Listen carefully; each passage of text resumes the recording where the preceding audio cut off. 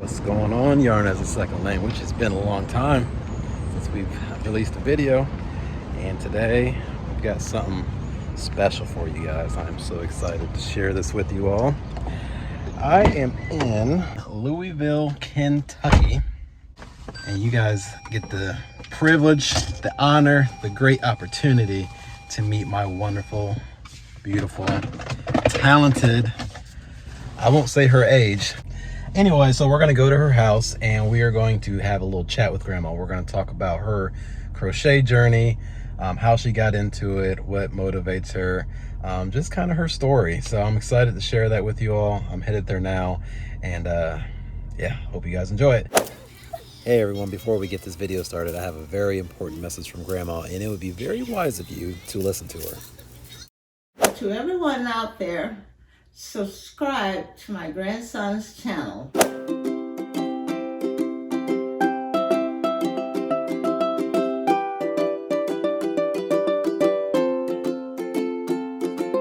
Alright, we're here, ladies and gentlemen. Boy, you guys are in for a treat today.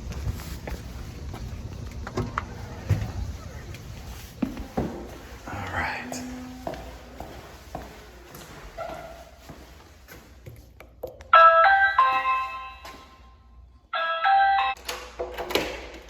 Good morning, Grandma. Wherever you want. All right, welcome back, guys, to Yarn as a Second Language. I am honored and privileged and just over the moon about introducing you all to my lovely, beautiful, talented grandmother, aka Grandma. I think everybody calls you Grandma, don't they? No, everybody got all of you got different names for me, Yeah. you know that. I call her Grandma. So many of you who have been following our channel for a while know that I started crocheting because of this lovely lady here, and I thought I'd just rehash that story with you all, and maybe Grandma can give you guys her story about how she started crocheting and all that good stuff. Many of you have were kind enough to comment and say I've been crocheting for 20 years, 30 years. I'm not sure, but I think Grandma's got all of you guys beat. But we're going to find that out here in a minute. So, Grandma, hello. Hello. So, do you remember, you want to tell the story about when you taught me how to crochet? Oh, well, you were home from, you were in college, and you had a roommate you called a nerd. And you could call me and want to say you were so bored you didn't have anything to do. Yeah. And I says, well, when you come home, I'll show you how to crochet or something.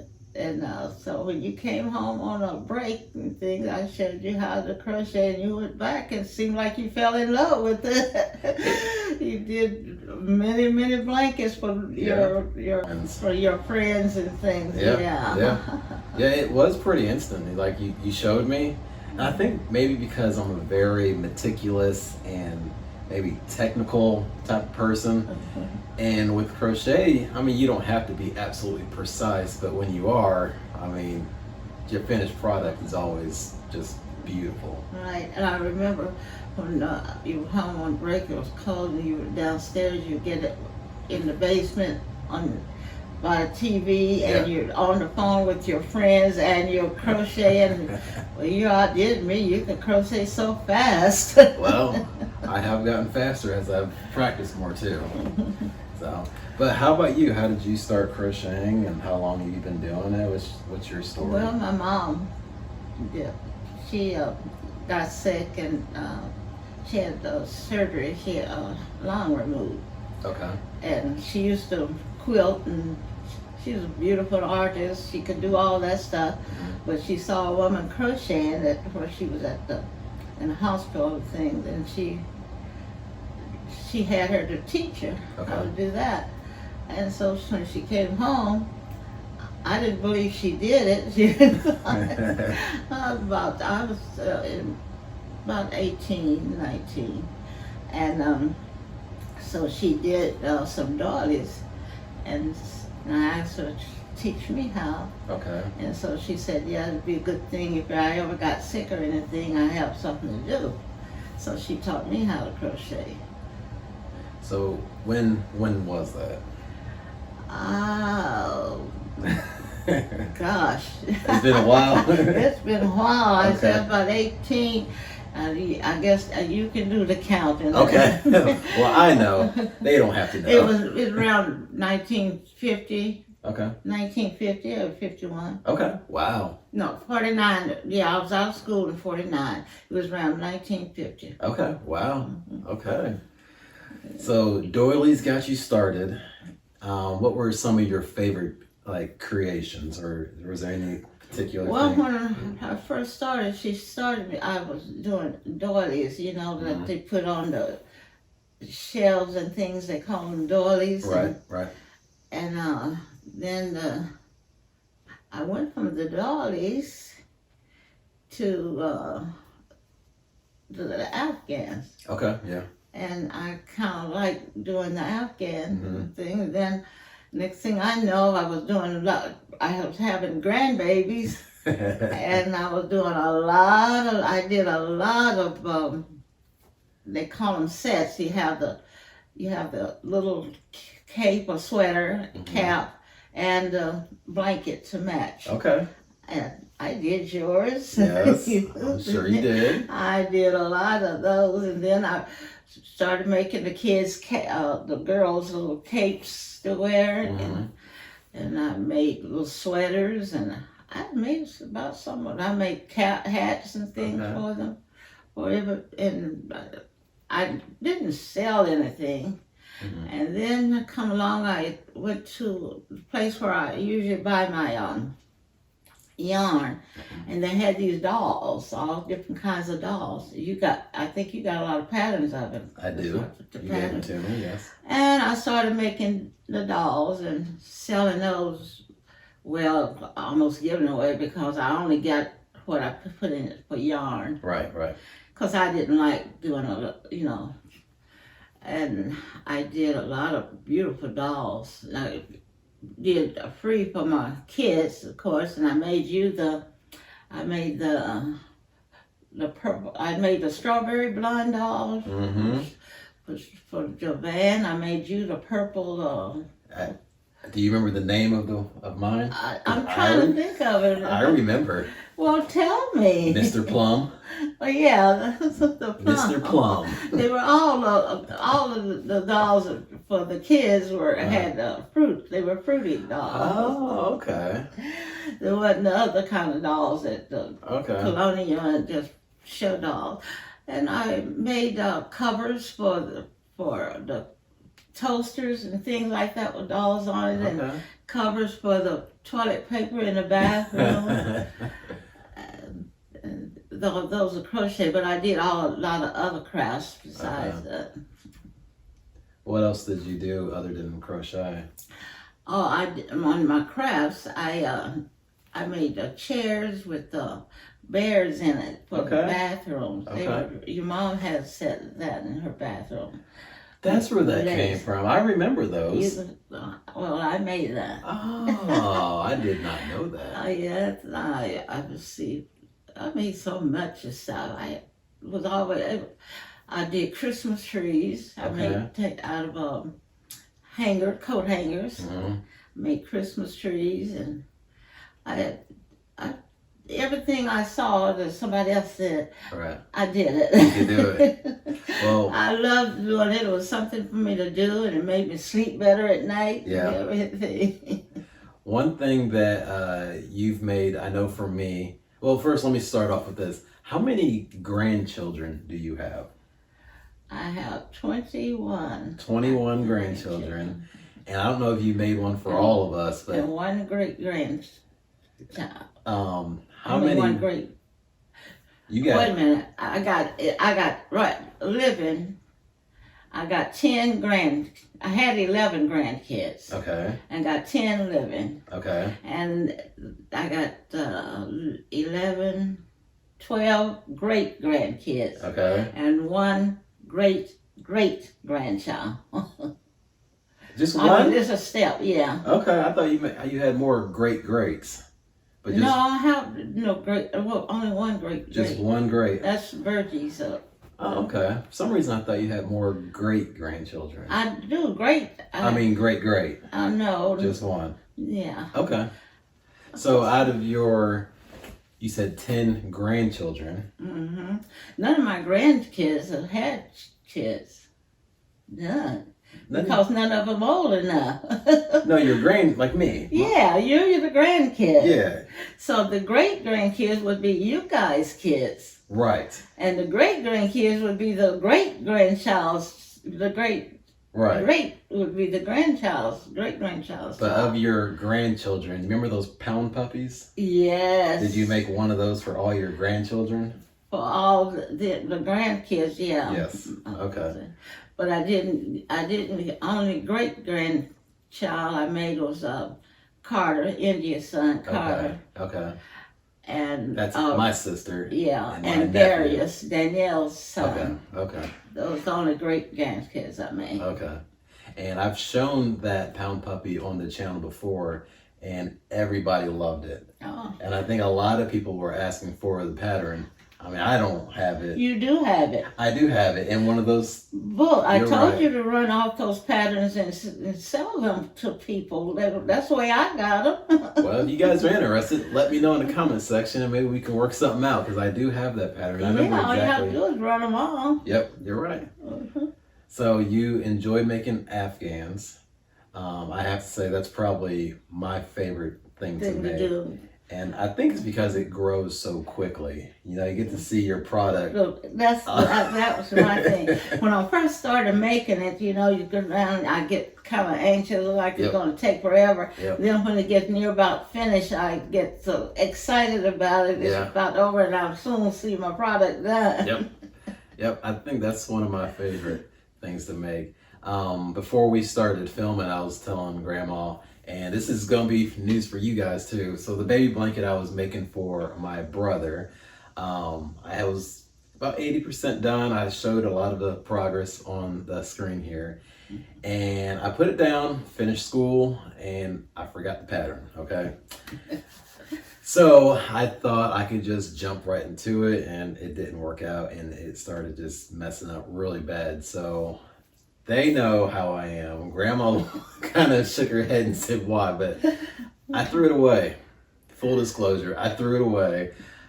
Have you ever got to the point where you did that, or are you pretty good at frogging it and redoing it? Well, I'll put it away for a while because like a lot of times I get in my hands and things where I can't crochet for a while. Yeah, right. So I'll just put it away, and then when I feel like I can get to it again, I just pick it up and come back to it. Come back and finish it. Yep. I get that. So what about like what are some projects that you do not like making? Like for me, I hate making socks.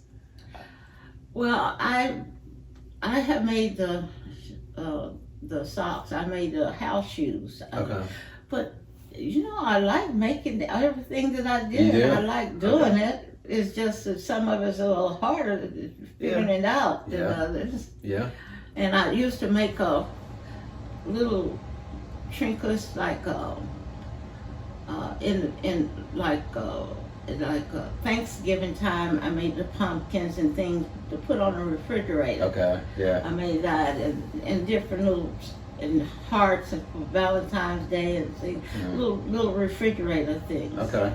And I have made pot holders. Okay. A lot of pot holders to give away for Christmas presents. Yeah. And things. Now those I enjoy because you can do it right quick and you can see your finished product quickly. Yep. It's not like an Afghan. It takes you for 2 or 3 days to see a finished product. Yep. You want to show what you got here? This was a shawl. Okay, so it was a shawl. And I decided one day I didn't have anything else to do. Okay. Couldn't have nothing to work on. So I took some of the fringes around the shawl out and I decided to make it bigger. And this is as far as I've got. And I think it looks great. I got more a blue strip to put on it, Okay. and then I finished out the blue off with the white, Okay. and that's it. There's not a lot of guys. You know, it's mostly dominated by females and. Well, that's why I thought I'd teach you. You saying you were bored, because when I worked, there were guys that did needlework, and they did beautiful work. Yeah. And so when they got nervous or sitting up, bored and something, had nothing to do, this was good. And I said, well, then you can do that. Yeah. I'm glad that you took it up. Well, I'm doing it because you got better than me. No, I don't know about that. Yeah. Well, I'm glad you showed me, because it has actually been a blessing to me, and I've been able to bless others through blankets and gifts. And I do have one question to ask you. What happened to your hat project that you were making to? You know what happened to the hat project? No. I went back to school and I haven't really done anything. Yeah, you haven't had the time. It took up a lot more time than I thought. Side note, for all of you, Grandma knows, I did finally graduate. So this was my second degree that I got, and I'm starting my master's degree next week. So I still won't have a lot of time, but I'm still going to try to. I think I'll have more time this time. Well, you got to get Jalen's stuff finished. And I got to get my brother, his baby's due very soon, about 8 weeks, I believe. So I will be showing the finished project on that. Like I said, we had a kind of a U-turn situation, but I'm going to show you all what I ended up making for him. So yeah, the hat, I haven't forgot. I have the pattern that I want to do. I just need to do it.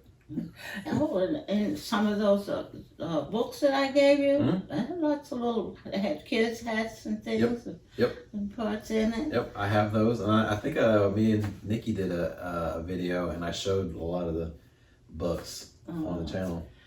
But you got a lot of material there, and expensive now, that you can run off and give to people and have that love to crochet, and they can have to do. Yep. All you have to do is just make copies of it and put it out there for them to get.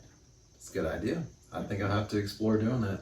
Because where I started buying, when I started buying my yarn and getting some of them I bought the whole books. Right. But most of the time when the books come in, they would run off and make copies and put them out and sell. You know, you didn't have to buy the whole book for something that you wanted. One thing you just buy the pattern that you want. That's a great idea. I know a lot of people do that, and I don't see why I'm not doing for your that. business. Yeah.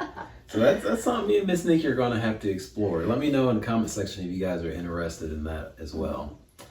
So, all right. Well, thank you very much, Grandma. I'm glad everybody got a chance to see your beautiful face. Well, you're welcome, my grandson, and I'm so happy and pleased that you did learn to crochet. Somebody to take it on, because my daughter, Princess, she learned, and she made one Afghan, and Danielle, she learned, and she made one, and then they didn't go any farther. Nikki couldn't crochet. I tried with her, but she learned to knit. She couldn't do the knitting, but she couldn't do the crochet. So of all the people you've taught, who's the best? Oh, of course you know. I had to say it. I had to ask. I know, you was fishing for that compliment. All right, one more thing before we leave, Grandma. Can you look right in that camera and tell everybody to subscribe to our channel? To everyone out there, subscribe to my grandson's channel. He's a beautiful crocheter, and I'm sure the lady that's working with him is beautiful. With all her artwork, she does more than just crocheting, I think. She's talking about Miss Nikki, but yes, she does more. Nikki. She's a knitter, but she does more than knitting. She does more than knitting. And subscribe to the channel and ask for the patterns. He has some wonderful patterns that you will love. Yeah, we can set that up. And one more thing, tell Miss Nikki to calm her sass down. Oh, I don't know what that means, but Tell her to bring it down a notch. She won't do it. That's okay. So, all right. Well, thank you guys for tuning in, and we will see you guys at our next video. Adios. goodbye.